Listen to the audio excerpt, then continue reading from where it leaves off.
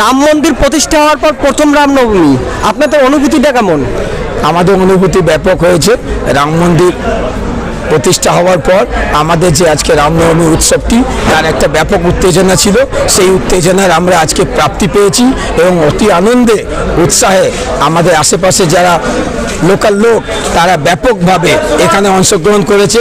তাদের এই অংশগ্রহণের অনুভূতিটা আমাদের মনের একটা জায়গা করে নিয়েছে। আমরা এরকম রাম মন্দির স্থাপনের পর এই যে আমাদের রামনবমীর যে প্রসেশন, বর্ণনাট্য শোভাযাত্রা, সেই শোভাযাত্রার যে উদ্বেগ, তার বহিঃপ্রকাশ আজকে আমরা এই শোভাযাত্রায় পেলাম।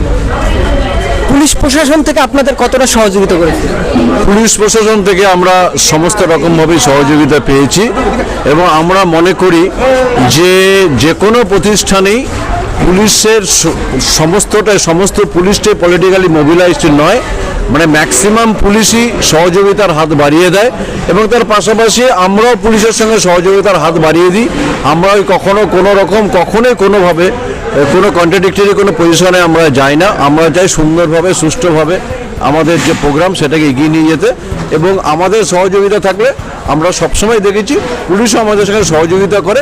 কিছু মাইক্রোস্কোপিক কিছু মিনিমাম পুলিশ আছে যারা ব্যাপারগুলোকে ক্রিয়েট করার চেষ্টা করে, বাট আমরা যেহেতু তাদেরকে সহযোগিতার হাত বাড়িয়ে দিই বলে আমাদের অসুবিধা হয় না। সৌগত রায়কে দেখলাম রামনবমী মিছিল বের করেছে, সে ব্যাপারে কি বলবেন? দেখুন, আমাদের এই যে রামনবমী শোভাযাত্রা হয়েছে এটা কোনো রকমভাবেই পলিটিক্যাল নয়। তো এই শোভাযাত্রার যে আবেগ এবং যে আন্তরিক অভিনন্দন আমরা সকল রাম ভক্তদের কাছে পেয়েছি সেটাই আমাদের কাছে বড় প্রাপ্তি। আমরা কোনো পলিটিক্যাল মাইলেজ অথবা কোনো পলিটিক্যাল খবর আমরা সেভাবে রেখে চলিনি।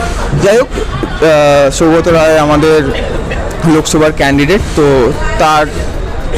তার এবং সবচেয়ে বড় কথা 22 তারিখ রাম মন্দির উদ্বোধনের দিন আমরা দেখেছি যে তৃণমূল একটা র্যালি বার করেছিল, আজকে রামনবমীর দিন একটা র্যালি বার করেছে।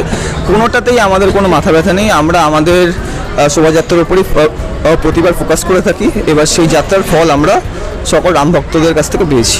ধন্যবাদ।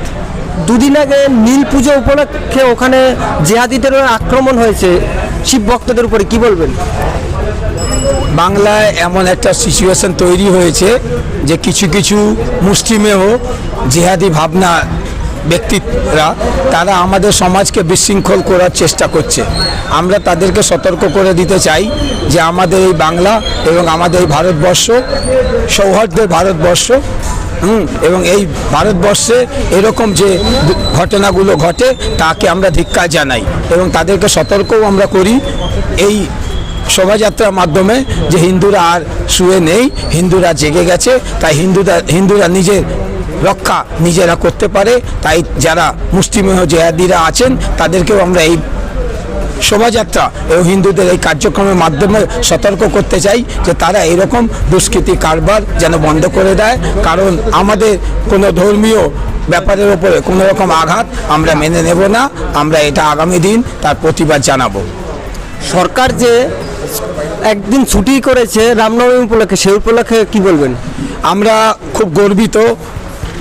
এই প্রথমবার ইতিহাসে এই প্রথমবার রাজ্য সরকার, পশ্চিমবঙ্গ রাজ্য সরকার যৌথভাবে এনআই একটি ছুটি ঘোষণা করেছে। আমরা এই ছুটি ঘোষণাকে সাধুবাদ জানাই, কারণ দেরিতে হলেও সুবুদ্ধি হয়েছে এই সরকারে, তার জন্য আমরা সরকারকে অশেষ ধন্যবাদ জানাই। অভিনেতা দেব রামনবমীর র্যালি বের করেছে, কি বলবেন? উনি বের করতেই পারেন। উনি তো সাধারণভাবে উনি একজন সনাতনী হিন্দু ধর্মের ফলোয়ার উনি, তো সেক্ষেত্রে উনি করতেই পারেন। এটা তো আমি বলবো সমাজের পক্ষে একটি ভালো ইঙ্গিত যে আগে এই রামনবমীর সঙ্গে একটি রাজনীতিকে জড়িয়ে দেওয়ার একটা বাজে প্রচেষ্টা চলছিল, কিন্তু আমি বলবো যে আস্তে আস্তে সমস্ত দলের রাজনৈতিক নেতারাও এই পবিত্র রামনবমী তিথিতে সারা দেশের হিন্দু ভাবাবেগের সঙ্গে একাত্ম হয়ে এই উৎসব পালন করছেন। এটা হিন্দু সমাজের পক্ষে একটি খুবই ইতিবাচক দিক। তো আশা করব আগামী দিনে অভিনেতা দেবকে ফলো করে আরও যেসব বিভিন্ন রাজনৈতিক দলের নেতা কর্মীরা রয়েছেন তারাও এই হিন্দু ধর্মের মহোৎসবে সারা দেশের সঙ্গে সাড়ম্বরে একসঙ্গে পালন করে সবাই একাত্ম হয়ে উঠবেন।